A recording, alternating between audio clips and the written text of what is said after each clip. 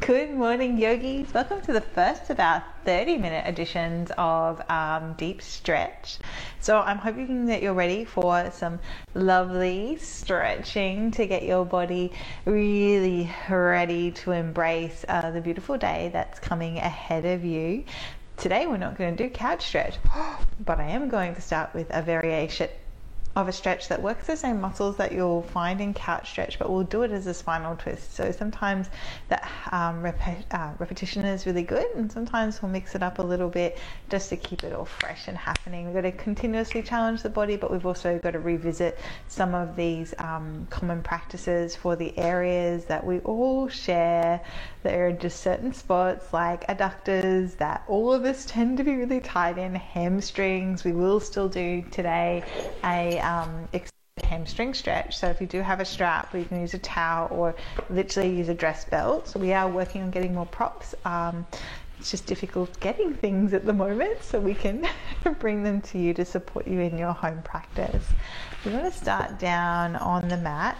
The shape of the legs kind of looks like this. Before we come down to the floor, we're going to have an asymmetrical positioning of the hips. So the right leg's going to be out at 90 degrees and the left leg's going to be in with the heel tucked right in next to your hip, and the body will be out nice and wide. So it's not a very graceful ladylike pose, but this will be kind of the shape of the body when we're down on the floor. It's good to show you while we're up because it's really difficult to see while we're down. If that doesn't work for your knee, you don't have to have that foot all the way in. For some people, their ankle isn't that flexible, so you're going to find a shape that's going to work with your body as we encourage it into this new and wonderful world of yoga and stretching. Come all the way down, just get yourself really nice and balanced on the earth. Open your feet as wide as the mat. Take some length into the tail, and then we'll drop both the knees over towards the right. We're going to reach down with the left hand, hop the toes in a really graceful manner. Bring the toes and radiate them towards the left hip. Open the left knee up. Now, if you need to prop up that left knee because there's elevation, for some people that won't work with the ligaments around your knee. For me, my knees are pretty used to being placed in these positions, so they're generally pretty okay with it. And then we're going to open that right leg out so the heel's in line with the right knee, and then expand across the chest and take the chin over near the left shoulder. Or you can take goalpost arms and just spread your shoulder blades across the mat. There'll be a little element of back bend. I actually love the place that this stretch hits in the spine. I'm going to put the timer on. We're going to hold. So what's important to know about these passive stretches, and today we'll have a lot more of a passive range of stretch in the class, is that they'll actually weaken your tissues. So you don't want to do this before you're about to do a big bunch of activity. So if your intention is to go out for a run, do this afterwards and not before, because when we introduce that space and we're pulling those fascial tissues apart, they take time to knit back together. Just like when you go to the gym and you work out your biceps, it takes time for the repair because we are kind of literally straining or almost tearing, except we're not working with the muscle tissue the way we would if we're doing biceps curls. We're working with connective tissues instead. So it's just really important to know that passive stretching actually weakens athletic performance. You don't want to do it beforehand.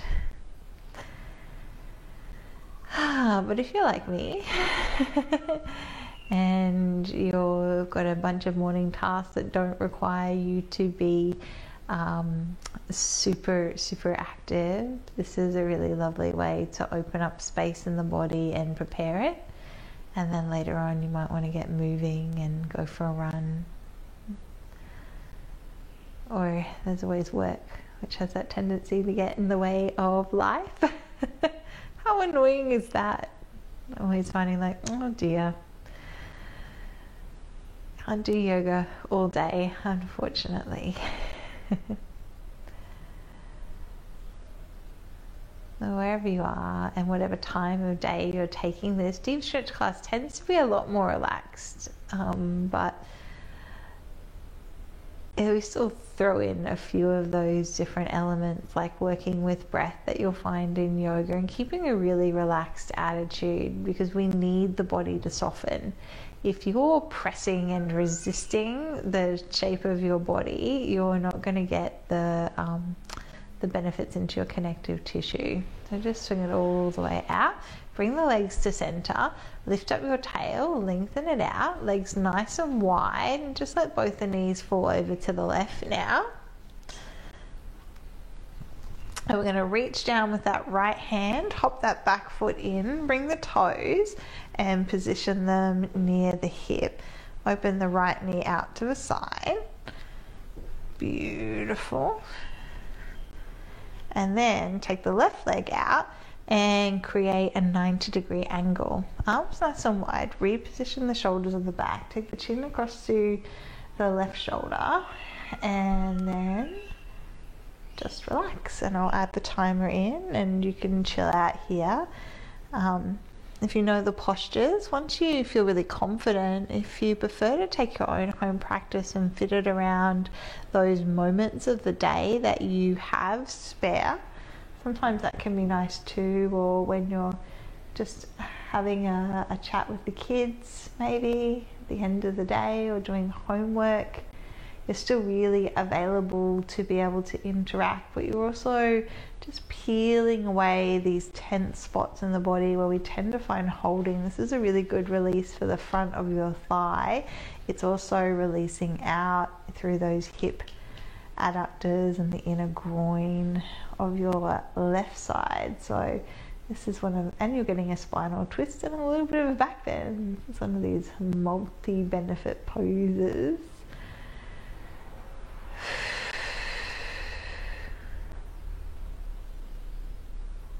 When you are coming into passive stretching, we tend to block passive stretching together with a little sometimes dynamic yang movement in, just to move blockages of energy. It's a different way of conditioning your body to the way that you might do it in a dance class. And that's because sometimes you want to have a range of motion that you can access when you're performing. That's your dynamic movement, and that's really important for gaining performance gains in athletics. But when you're working with the natural set of the tissues, just your base level of flexibility, you have to take these passive holds to change that. So different intentions, different ways of training the physical form.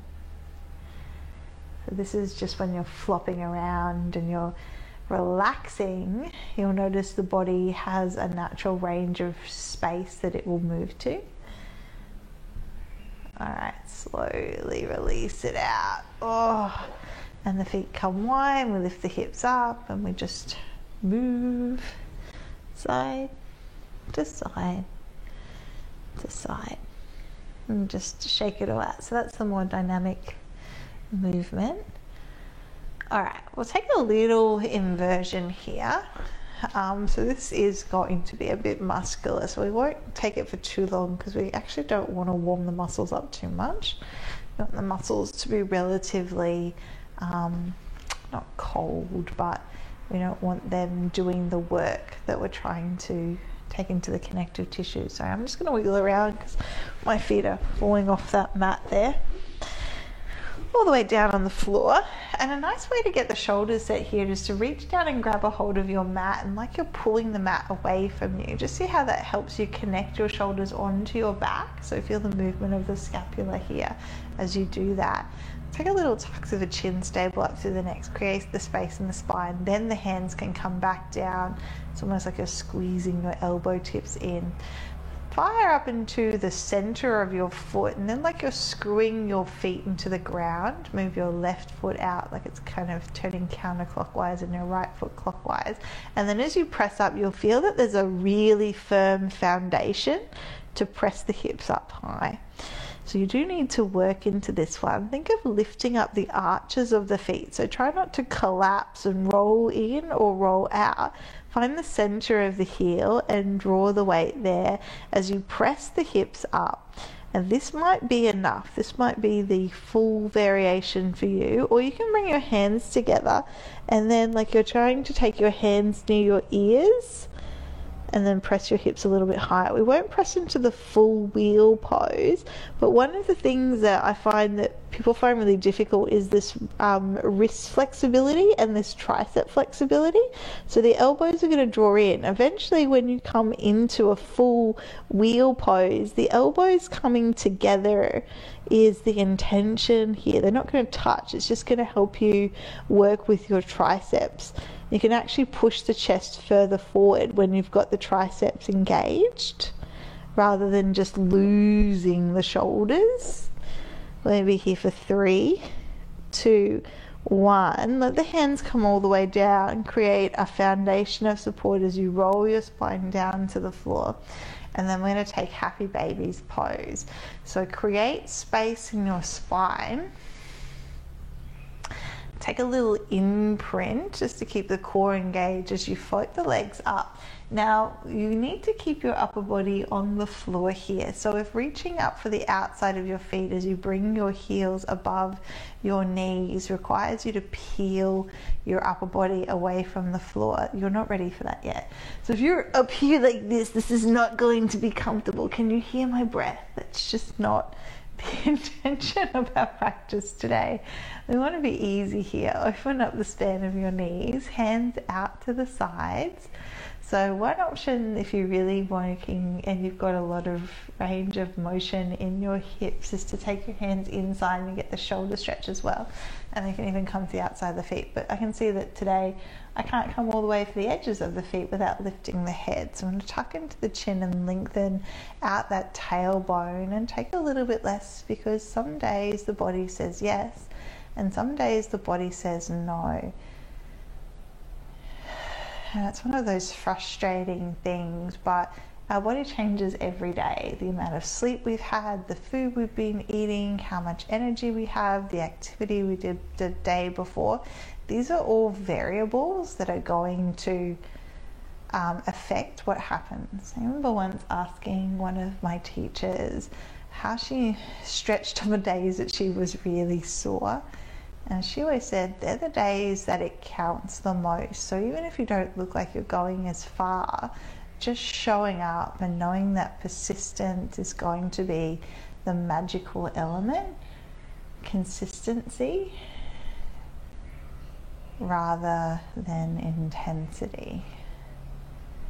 And maybe those hands come to the outside again. I'm going to hold it for a little bit longer and really let the back muscles melt into the floor. So you need to be comfortable, and if you can't breathe and if you can't smile, I want you to ease your way out. So I had to release the hands from the inside because today my hips say no, and that's really okay. We want to give time for the body to loosen up into those tight, groins. We want to have a chance for the spine to realign itself using that positional tool of the earth as it draws down into its support. And we want a time to really be able to direct the breath into the back of the ribs so we can work with the whole cylinder of the chest. And once you get those deep breaths moving in and filling every part of the body, you'll find that's a little bit easier to stay with your practice here.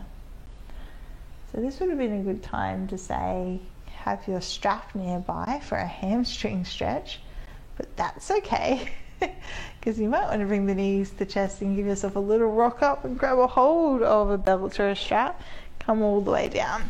I like hamstring stretching with the body on the earth because you're not bringing the back into flexion. Bring the left foot down, bring the right foot up. Just take your foot up high. We won't have too much tension into the foot to start with or into the strap because we just want to circle and release out that ankle. All right.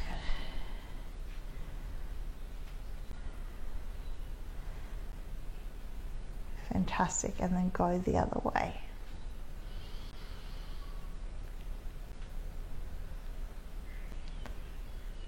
And then we're going to take this for a 3-minute hold.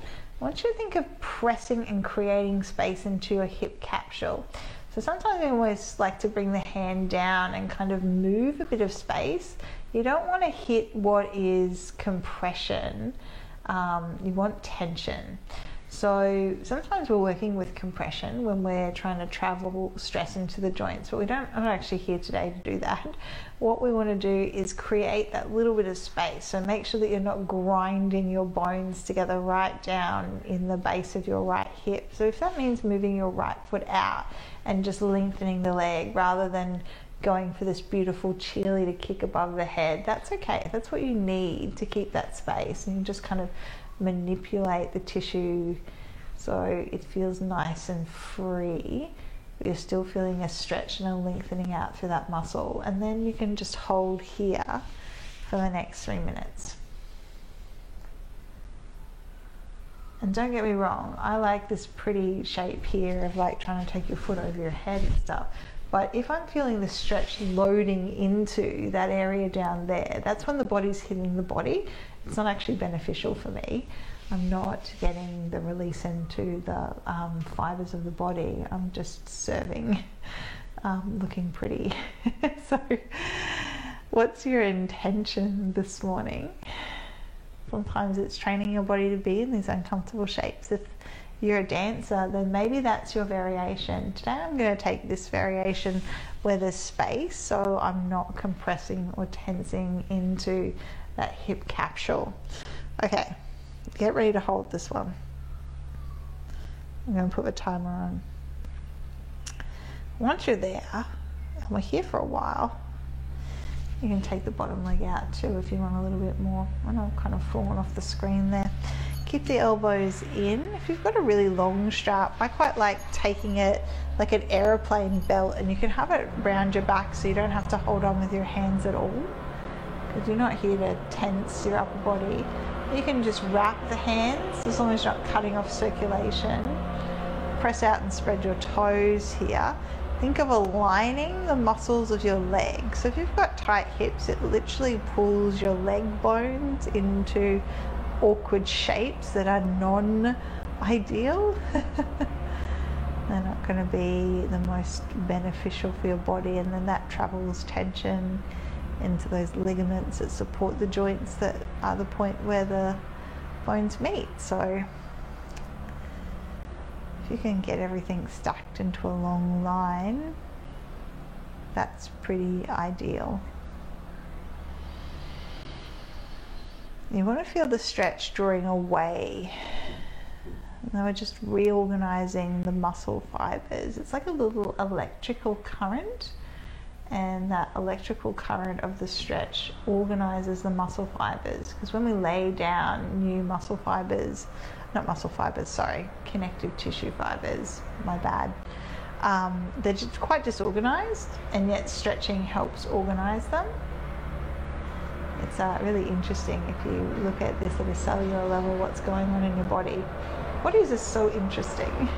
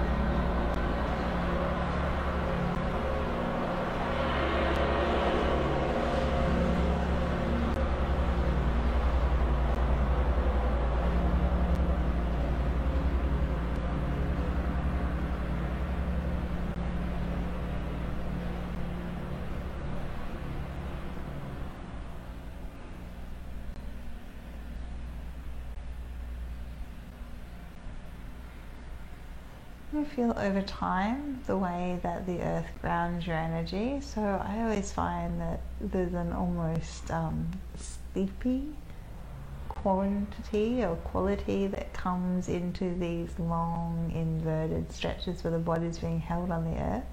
Release out through that foot, circle out your ankle again. Notice if you're feeling more freedom. Isn't that amazing? And go the other way. Just because there's less tension of the muscles and the connective tissue. Sorry, my bad. I'm so used to working with muscles. Bring it down. Let's do the other side. Swing the leg up. Just loosely take the strap over the ball of the foot. And release your ankle joint.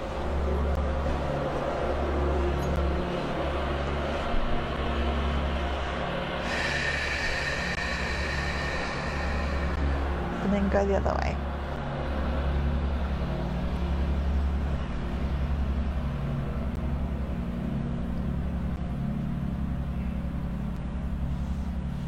All right.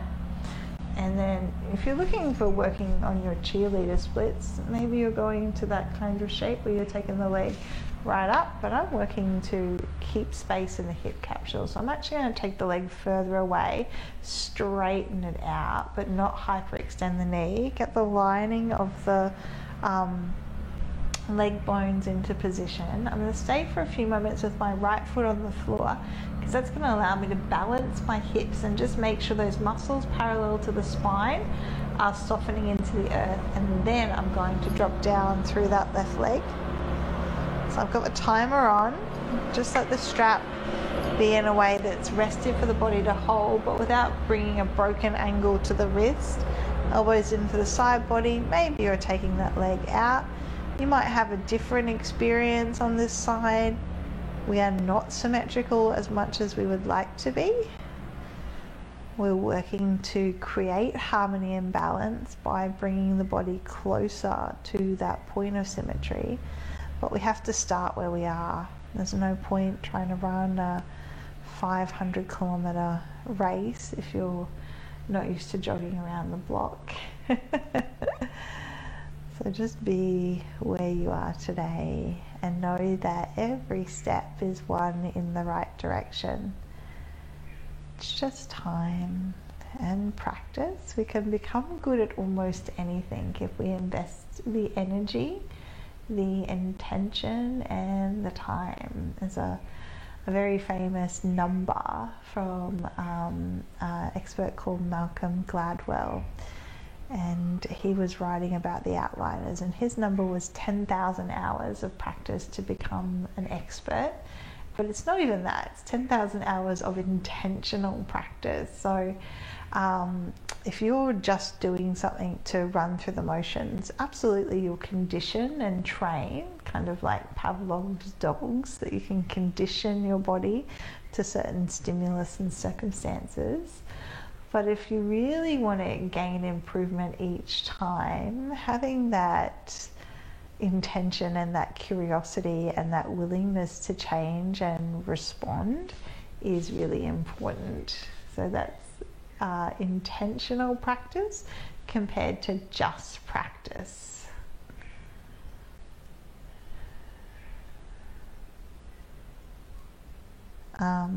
Yeah. I don't know if that quite applies to stretching, but it certainly has resonated in my life in the moments that I try and get impatient with myself and be like, why isn't this working yet? Often the answer is not capacity, it's time and it's practice, and it's having to be a little bit more present in the moment. So to really attend with sensitivity and concentration to what is happening, and then you'll learn to do it better.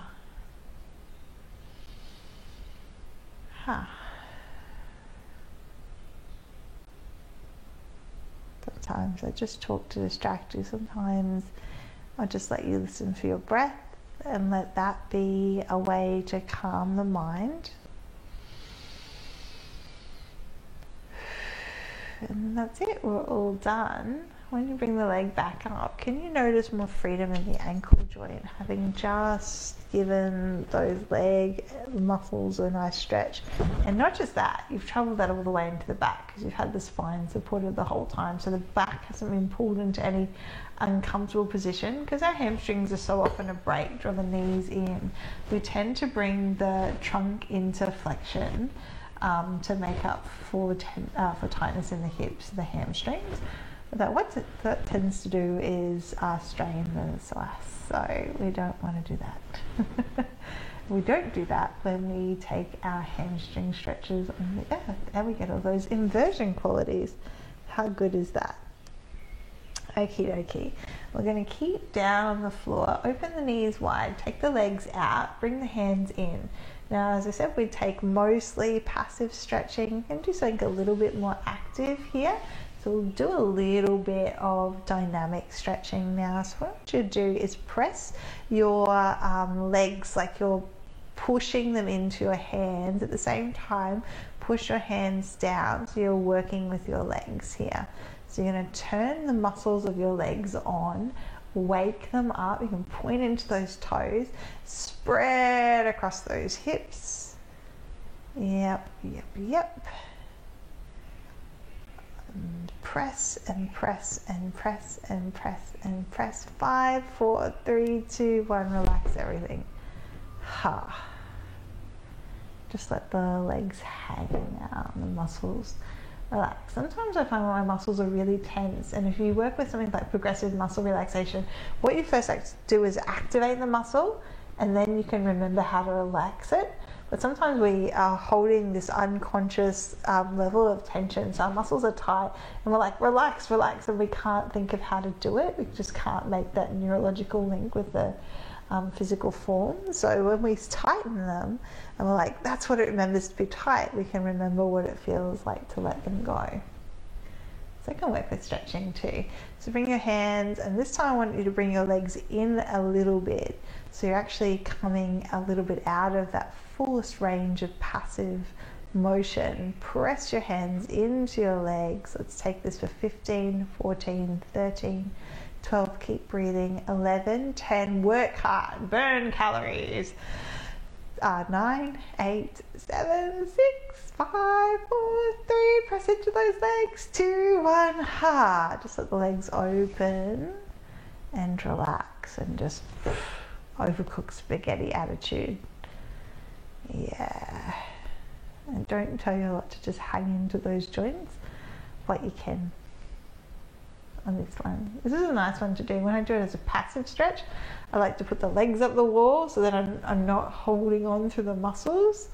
I can just let the wall hold my legs up, and you can just hang out here, and you'll be amazed. Like, you get huge openness that's not possible when you're actively asking for that, because you're finding your own body, you're hitting that resistance.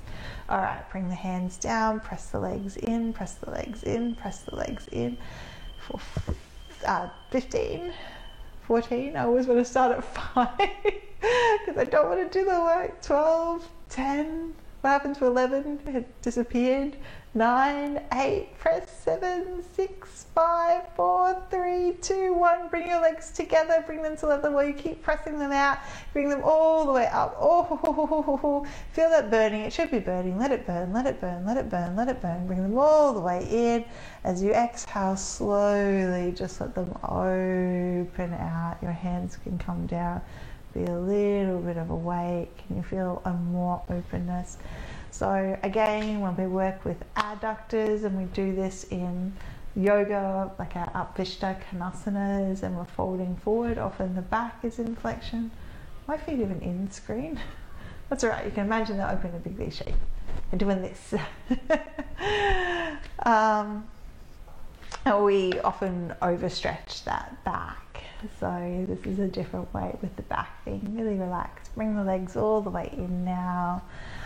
Ooh, we might feel that down into the hips. Bring the legs wide and just windscreen wipe the knees.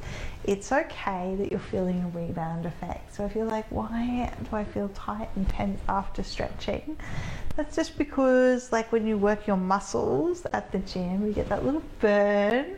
you get that fatigue. It's no different, and we worked with contraction then, so we were working with the muscles and fatiguing them.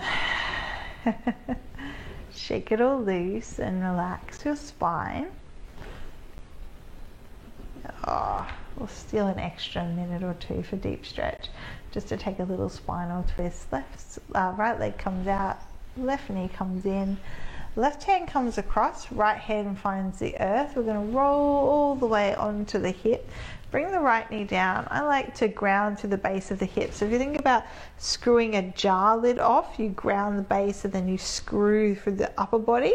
But sometimes I like to ground the shoulders, because having the mantle of the shoulders on the floor helps me feel less burden. So if this is pulling on your shoulder joint, maybe just bring your toes in or balance your knee on a bolster and actually have your shoulder down on the floor. If that feels more natural for your body to have the base of the spot where you're anchoring be the shoulders, then you're welcome to take that variation. Let's give it about 6 breaths here. And just reset that spine, because we still had some experience of sensation in it, undoubtedly, because those muscles of your hips and your legs play a lot of impact, or they have a lot of impact on your back, because they are all connected through like long sheets of connective fibers, like the superficial back line and the spiral line. We're so much more than just individual muscle and bones. The body runs in these long trains. It's not uncommon to feel the stretch or the sensation in a different part of your body. Let's come all the way back to center. Reposition your hips, and then you might want to have that prop if you want to keep the shoulders as the anchoring point. I'm going to keep the hips as the anchoring point. So draw the right knee into the chest, bring the hand over. Use the right hand just so I don't rock too far, just to be a little point of stability as I bring the knee down to the floor and really drop the hip, and then take the chin across. But if that's again stressing your shoulder or neck, then prop your right knee up on something and come back and ground your shoulder blades. You're going to choose something that works for you.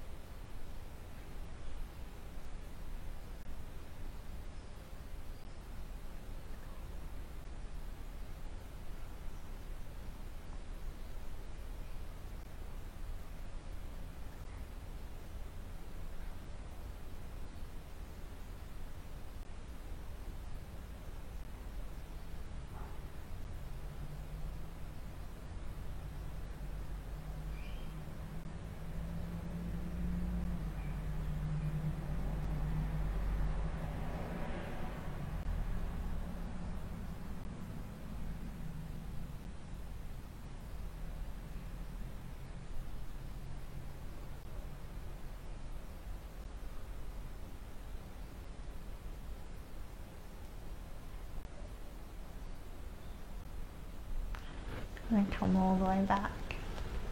And that concludes our deep stretch class today. Just let yourself relax.